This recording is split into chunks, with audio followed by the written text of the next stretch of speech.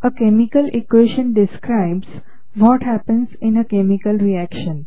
The equation identifies the reactants that are starting materials and products that are resulting substances, the formulae of the participants, the phases of the participants, namely solid, liquid or gaseous, and the amount of each substance.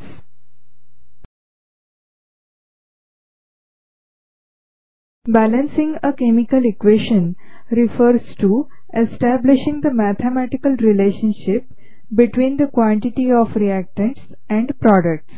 There are essentially three steps to the process. Step 1. Write the unbalanced equation. Step 2.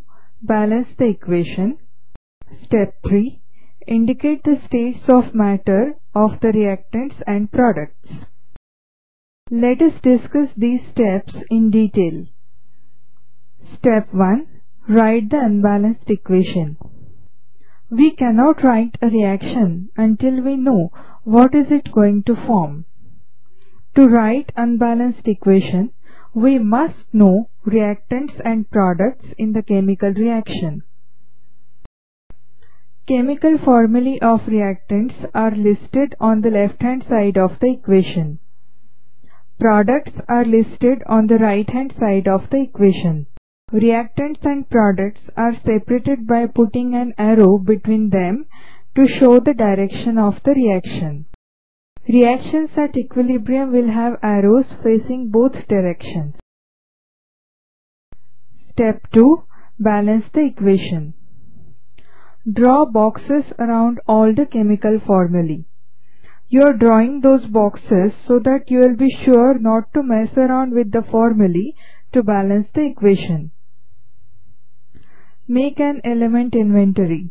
That is, note the number of atoms both before and after the reaction. Write numbers in front of each of the boxes until the inventory for each element is the same both before and after the reaction. Step 3. Indicate the states of matter of the reactants and products. Use G for gaseous substances, use S for solids, L for liquids, AQ for species in solution in water. You can also use up arrow for gases and down arrow for precipitates. Let us see an example of writing a balanced chemical equation with the help of these steps. Write the chemical reaction when silver nitrate reacts with hydrogen sulfide. Step 1. Write the unbalanced equation. We must know that when silver nitrate reacts with hydrogen sulfide, it forms hydrogen nitrate and silver sulfide as the precipitate.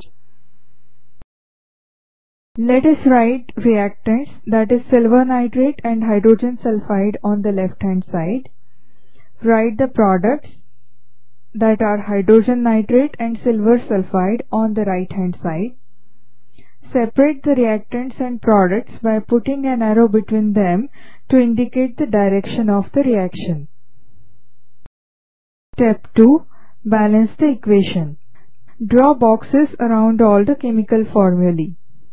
You are drawing boxes so that you will be sure not to mess around with the formulae to balance the equation. Make an element inventory.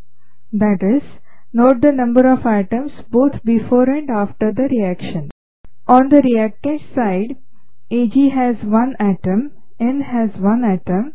Since it is O3, there are 3 atoms of O. Since it is H2, there are 2 atoms of H and 1 atom of S. On the product side, H has 1 atom, N has 1 atom. Since it is O3, there are 3 atoms of O. Since it is Ag2, there are 2 atoms of Ag and 1 atom of S. Thus, there is imbalance for 2 elements, namely Ag and H.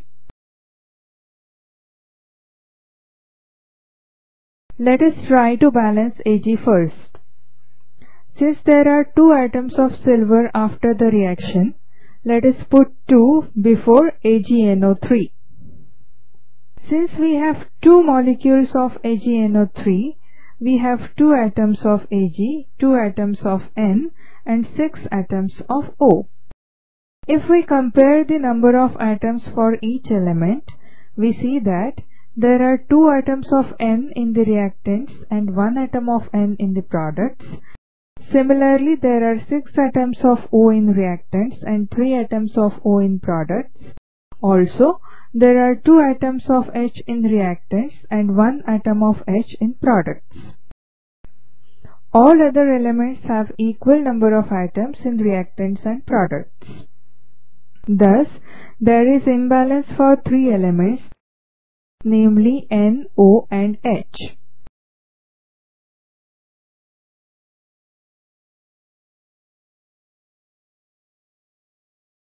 It can also be noticed that count for these elements before the reaction is twice that after the reaction.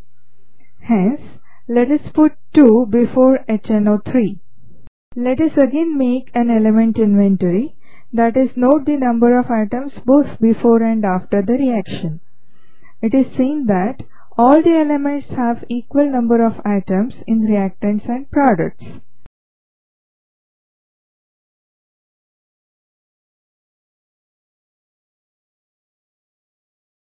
Yahoo! Since the count of atoms for all elements before and after the reaction is equal, the reaction is balanced now. But our job is not yet over. Step 3. Indicate the states of matter of the reactants and products. Since black silver sulfide gets deposited after the reaction, we have to indicate it by a down arrow. Thus, finally the reaction looks like as given below. 2AgNO3 plus H2S give 2HNO3 plus Ag2S as a precipitate.